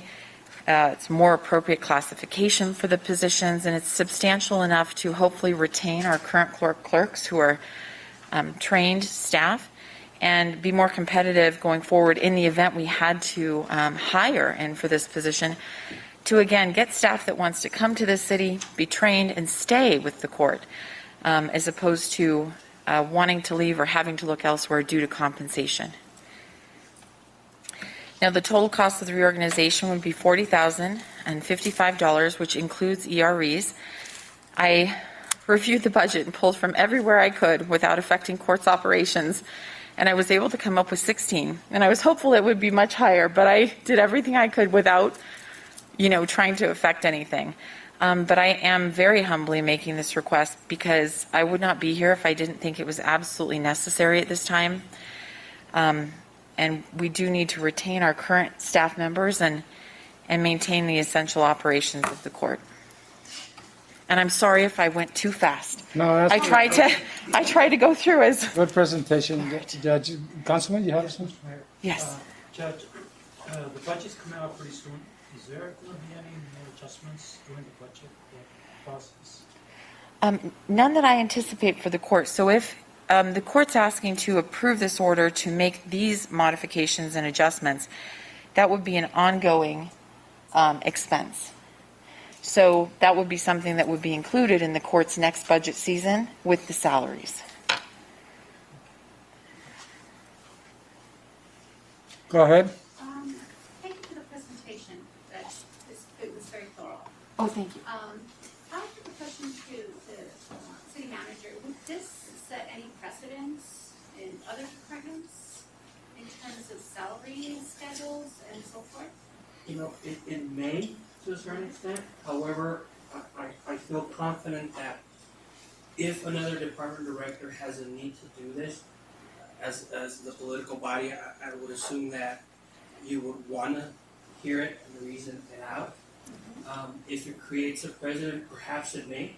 However, we would take it on a case-by-case basis with the needs and everything. The discussion and the compellment behind it, I think, would be a driving factor. Justifying. Justifying, exactly. So a director would have to justify, like the judge did today, Correct. that they advocate for their employees in their said departments, for Correct. example. Go ahead. I was looking at the difference between what we have right now in other clerk salaries compared to what one of your people have with 4.5 years of experience regarding another one that only has 2 years, and the salary is unbelievable. One is only earning 26,000 and the other one is earning 32,500. My God, it's the experience should be much higher experience with this 4 year in office than the 2 year, but anyway, I really think they deserve what you're asking for. Well, thank you. Thank you. And I do sincerely appreciate the opportunity to even come before the council to make this request. We had a motion on this. Yes, motion and second. Okay. Is there any more discussion on this? Hearing none, all in favor signify by saying aye. Aye. Aye, opposed? The ayes have it. Judge, thank you very much. Thank you so much. Thank you. Thank you. Have a wonderful evening. You too, Judge. Thank you. Order C, consideration possible action of order 2021-02-013, an order of the Council of the City of Nogales, Arizona, accepting the proposal from Innova Engineering LLC for North Water Storage Tank Rehabilitation in the amount of $327,100. Do I have a motion? So move, Mayor. Second. All right, discussion. Hearing none, all in favor signify by saying aye. Aye. Aye, opposed? The ayes have it. D, consideration possible action of order 2021-02-014, an order of the Council of the City of Nogales, Arizona, authorizing the purchase and upgrades to high school booster station pumps for the water department in the amount of $197,871.50. So move, Mayor. Thank you. Second. All right, discussion. Go ahead. Where's this money coming from? Mr. Thompson. Mr. Mayor, Councilman, so the funding source in this, there was 90,000 already allocated under our capital projects for the fiscal year. We had a savings of 72,000 from an additional project where we can move forward. And also we're trying to get 35,000 from our water reserve funds. Basically, three funding sources compiling together, getting this one project done. Similar to the other one, fire. Exactly. Thank you, sir. Is that it? Okay. Hearing none, all in favor signify by saying aye. You gotta read your agenda, my friend. Yes. Read the agenda, ahí está todo. All right. All in favor signify by saying aye. Aye. Opposed? I know that was just like the public. Yeah, please, stop with that. Yeah. You know the good thing about it? That these agendas are public. You can come and ask for the whole packet if you want to, huh, Letty? It's available online, sir. And on online too, see? Come on, George.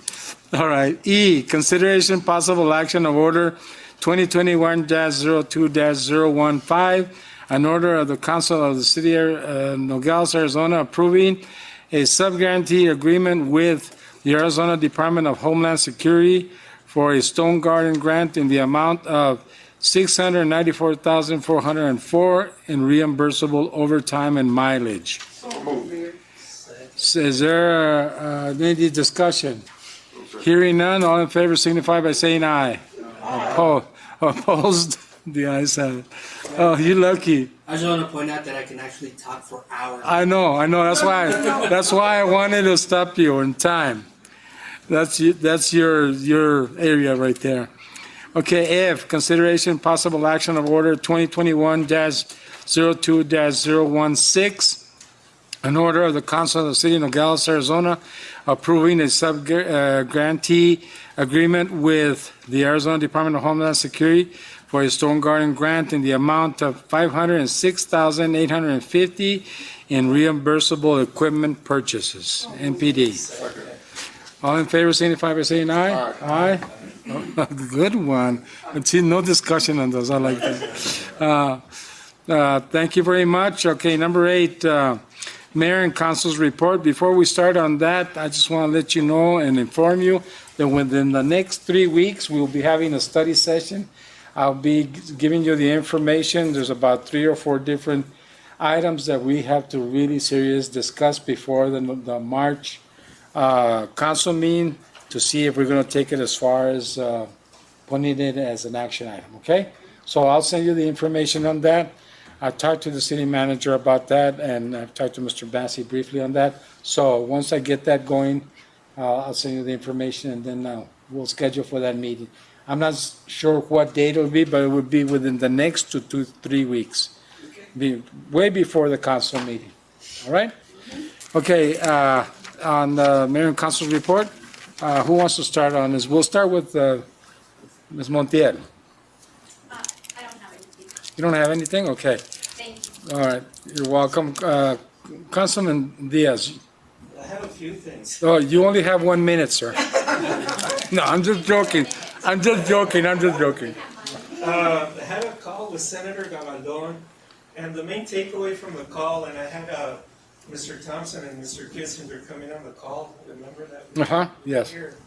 And that they're gonna, that the state is gonna appropriate $200,000 to our provisional college for training, HVAC, welding. Mr. Kissinger was pretty adamant about firemen 1 and 2, so there's $200 coming for the provisional college here in Nogales, so that's really good. On the 15th also, at the BFW, we let them use our BFW hall to do their DUI training and do their breathalyzer tests and certifications. And we had police departments from all over southern Arizona come down. And they were there like from 4 o'clock in the afternoon until about 11 o'clock at night. I wasn't there. I was there. But I didn't participate in the testing, so. Were you in the main room? No, I was away from them. I was just watching. The samples in the water. I was a bystander there. But anyways, that was pretty good, and they're gonna start doing that every 6 months. And they wanna come down here to do it, so. Great. So we have a real good understanding with the people that are doing the training and certifications. So that was on January 15th. Yeah. So they're gonna keep doing it, they're gonna keep coming out to the BFW. On January 23rd and 24th, and I talked to Councilman Bojorquez on this, it's called the Parker Project, and it's a pathway for PAS, and it's vaccinations. So what these people did, they came down on the 23rd and 24th of January, and they brought down their mobile operating room, and they vaccinated 200 dogs. They did the rabies, the parvo, the distemper, they did cats, and they neutered 90 animals also. So they would operate them in a really nice operating room, the trainer they had, and the inside of the VFW was used as a recuperating room. So it was real interesting. Cool. And they're gonna come back November 13th and 14th and do it all over again. There was more people that wanted to get their pets vaccinated, but they didn't even think they were going to get 200 people. So they ran out of vaccines. Are you advertising this? It was done on social media. Okay. It was done really right before they did that. Good. And it was raining and everything, but they had a real good a good turnout. They had volunteers come down from Wisconsin, Casa Grande, San Diego, Tucson, and here. There's about 16 people that volunteered to do the whole deal there. So they were very happy with the turnout and all that, so they're coming back 13, 14 November. I also want to touch up on a little bit. I was introduced to Christy Burton from the Burton Family Foundation. And it was just an email. And we will be speaking in the near future about what their nonprofit organization, their foundation, could do for nonprofits here in Nogales. So I'll keep you guys informed as that takes place. February 28th, we're gonna do a drive-through at the VFW Voice of Democracy Patriots Fix. We're gonna be giving the awards and the certificates, so you can show up there. Okay. It's gonna be a drive-through thing when they get their certificate and their check for the awards for Voice of Democracy Patriots Pin. And then we're gonna have a commemoration, because the 28th of February is the ceasefire signed by President Bush when all hostilities ceased in Desert Storm. And we're gonna commemorate that. It's gonna be 30 years that we were up there in Desert Storm doing that. So Okay. 30 year commemoration. That's it. That's all I got. Thank you very much. Vice Mayor? Well, I've been getting calls regarding the Fiesta de Mayo event. I don't know what's gonna happen. I don't know if we're gonna do it or not. I recommend you don't answer those calls. No, just joking. No, we still don't know. That's what I tell them, I mean, but they wanna do something. Yeah, We well, wanna do yeah, something, but we might not do it as a city. It all depends. I'll give you an idea of that, and we're talking about it right now, the gem show in Tucson, $1 billion canceled. You know, they're canceling big events. They're still a little concerned about it, and we just can't just open it up and say, yes, we're gonna have one. But if something goes, you know, more vaccinations, more getting closer to herd immunity, a lot of good things, Mr. Massey, if those things happen, we could probably start opening up. We will probably, with our governor, don't doubt it. He will Yeah. start opening Because up. they're going to be pushing, they're pushing the vaccines, and let's hope that people get in line to get it and register to get it, because that'll be a help for us to open and start those events. Mr. Bonilla also said, well, what are we going to do about 4th of July? And, you know, those are the things that I hope we can have something this year that we did not have last year. So let's cross our fingers. It's desperate. I mean, they want something. Yeah. Yeah, and another thing I was telling Mr. Thompson, they've been calling me about the trolley. They want the trolley there, regardless if it has a shell or whatever. But it's been call after call, and he was telling me they also call him. So maybe it's a good idea to just have it there for display. Yeah. We can probably figure something out in displaying it there. I don't know if it'd be a permanent place to have it in front of a courthouse, but right now maybe. But meanwhile, I mean, Yeah, it'll be a good idea. yeah. And who's calling you on this, Mrs.? 3 people. It's not. No, you don't have to say I know it. who you think, but it's No. not her. Okay, all right, but let's think about it. Let's see what we should do something about it. Because I think it was a good idea, because Yeah. they started calling, and I thought, oh my God. The person that called me said, "What happened to the trolley? Why is it on top of the sidewalk?" It was not on top of the side. It was on top of the curb. Well- Nah, ya estoy jugando. But the good thing that they're, Yeah, I know.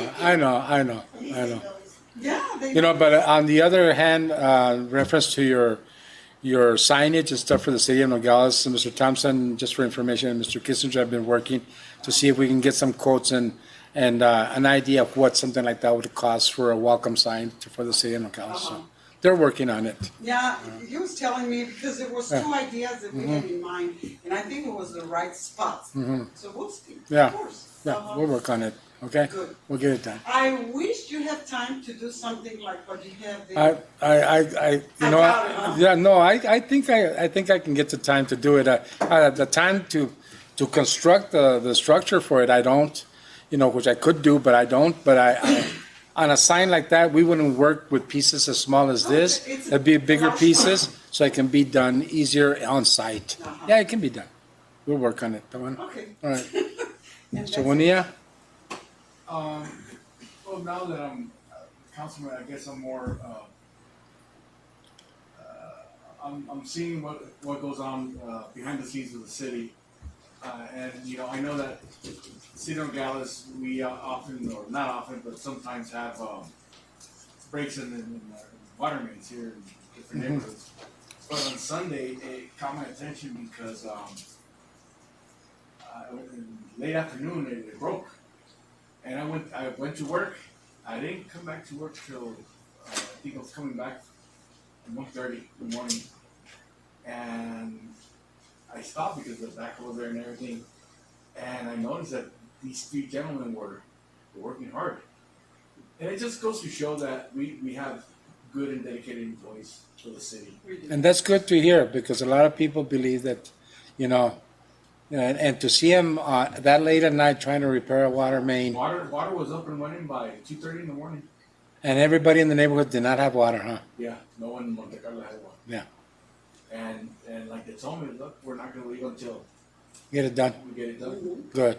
And they did it. I broke in the afternoon, late afternoon, but they had it fixed by 2:30 in the morning. Did you take him any coffee, any burritos? I took him some coffee. Good man. I took him some coffee. Because when I see him working like that, I take burritos I to took him him. some coffee. Well, I couldn't get burrito at 1:30 in the morning. I know. I took him some coffee, some cheesecake that. Yeah, I know. And I just want to thank him for sure. Yeah. Thank you. Thank you very much. Councilman? I was in lockdown for the whole month, and then I got a call to go get my vaccine, so I came out. Got my vaccine. And went back in. Then went back in. And I came back to the meeting. That's all I did. That's- the whole month. Getting the vaccine is a good, council event to be part of it. Did you get your vaccine already? Yes, sir. You did? I guess we all got it the same day, except for you. Friday. You did? I think, Oh, you got it Friday?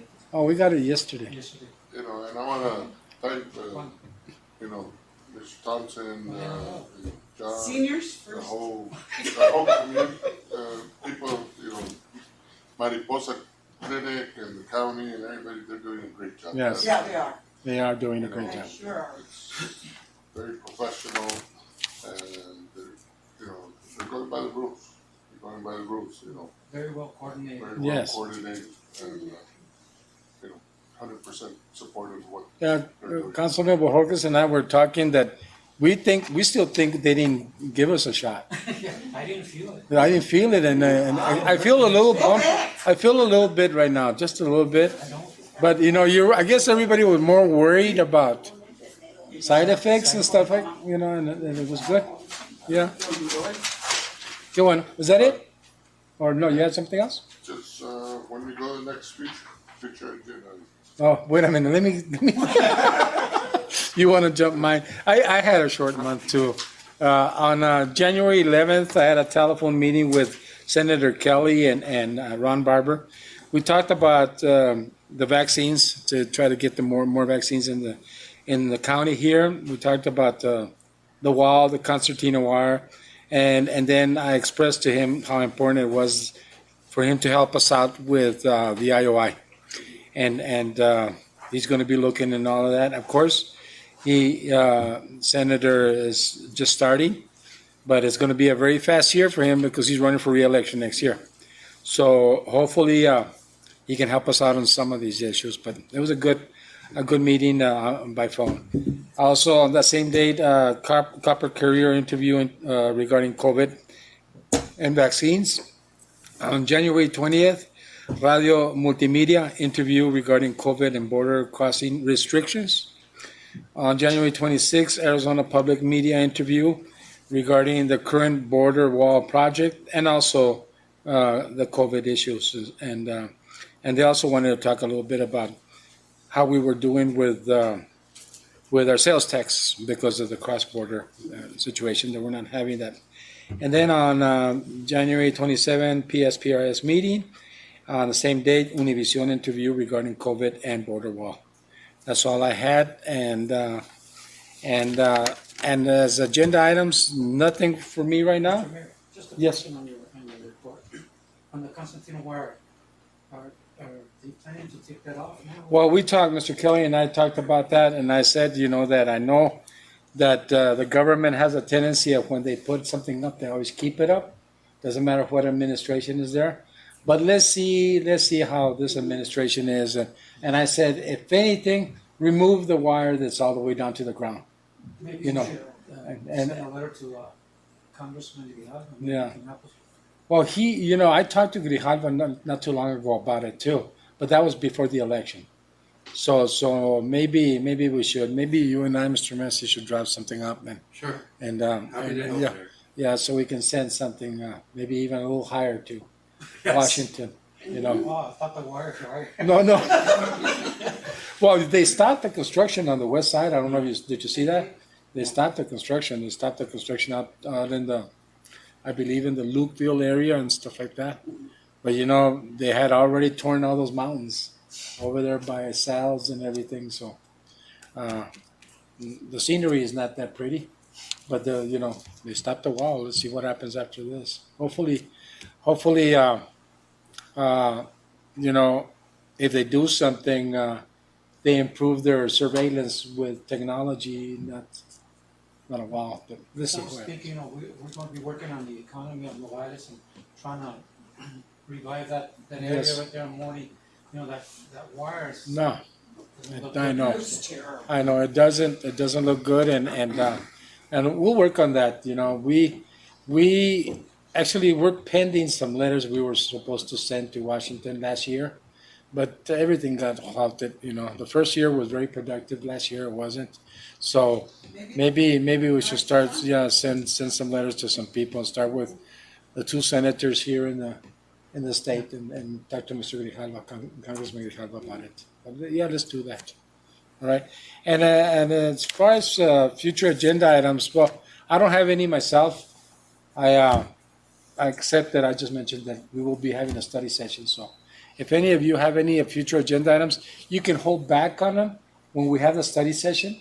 You can request those and we can put up for the next council meeting if it's okay with you guys. That one? You gave us a schedule on the meetings and then when we can turn in the items for the agenda. Yeah. Yeah. Yeah. Calendar. Yeah. And what we'll do is we can discuss that also during the study session. One clarification there, if we do a request of future agenda item in the meeting, we do not. You don't have to write a letter. You don't have to write a letter, and you do not have to worry about anything. It's documented by the acting city manager, and it will be on the agenda for sure. Uh-huh. Unless during the process there's some discussion of something that we have already talked about, and there's a refresher to it that the city manager can come back and address with you to see if you still want it on the agenda. Then you can put it on there, because sometimes I myself think about something and I forget that we have already discussed it, a few months back, and we're just waiting for results on something. So, we'll do it. The whole important thing about also consent agenda and all of this is so that we can get the real important topics being discussed and approved and voted on, and the other ones that are housekeeping, get them through as fast as possible. The meeting would have probably been half an hour shorter if Mr. Massey wouldn't have had his long conversation that he had, but. I get paid by the word, man. Mr. Massey, I got to do that. Let me just. Because he told me it was going to be short and he took a whole half hour. Let me just. Yes. Mention something to Mr. Thompson, not as an agenda item, but, because I've been asked, and I think it's very important, because it's a hazard that I see it. The people up around Apache Boulevard, behind the stadium and all that, I've been called and all that about, they see that we started repairing the Mariposa Ranch. Mariposa Ranch. However, I've been getting calls, and I've told them, we're in the process of working with ADOT and getting figures and all that. However, there's still semis going through that road. I know. So let's get the signs and make sure we get, They did put the signs. They put them on I-19 on coming in from Grand Avenue. They put two of them. so that they wouldn't say that right before they hit that warehouse, they put two signs. The little ones, the bobtail ones? Yeah, but that's the only ones they have for trucks. We put up 4 brand new signs. They're on both sides of the street, just west of I-19 and also Yes. over there by the hotel. Brand new signs, 4 of them that say no trucks. And the thing is that the ones over by the construction, well, it'd be probably hard to see because of all the construction, but the ones that are over there by the warehouses, the new cold room area, they're very visible. They know, but what's happening is that their GPS system is sending them through there. You know, they're driving into Villahermosa. They've been driving into Villahermosa I've been there for 26 years, and they drive in there, and when you stop the truck driver because he doesn't know what to do, because we send them all the way around to come back out. And I said, "Why are you coming in here?" He says, "The GPS is telling me to make a left here." And you know where the left is supposed to be? By the DPS office to go to Old Tucson Highway. So you know it's kind of screwy. I think it's a system that they need to upgrade too. Okay. Yeah, but yeah, you're right. We need to, or maybe do a little bit more enforcement, Mr. Exactly. Yeah, We'll go ahead and shoot that down to the people. Yeah. All right. Besides that, is everything okay? Yeah. Take care, everybody. Yes. Everybody, take care. And do I have a motion to adjourn? Happy Valentine's Day. Oh. Abrazos y besos. Okay. This meeting's adjourned.